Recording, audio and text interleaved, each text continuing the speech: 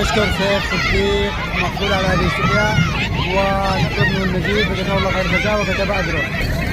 بسم الله الرحمن الرحيم، الحمد لله رب العالمين والصلاه والسلام على رسولنا الكريم. انطلاقا من قول الرسول صلى الله عليه وسلم: المسلم سقى مسلما على ظماء الا سقاه الله من الرحيق المختوم. سقاني الله واياكم من الرحيق المختوم في يومنا هذا الجمعه الثاني من محرم العام 1447 للهجره، 27 من يونيو العام 2025 ميلادية، من صدى السوق الطيبة لهذه المنطقة المتضررة والمحتاجة. سوق رقم 2 على نية الشيخ سيف صديق مقبول رحمه الله وغفر له. اللهم ارحمه يا رب العالمين واسكنه الفردوس الاعلى في الجنة. اللهم ادخله دارا خيرا من داره واهلا خيرا من اهله. اللهم نقيه من خطاياه كما ينقى الثوب الابيض من الدنس، واغسله من خطاياه بالماء والثلج.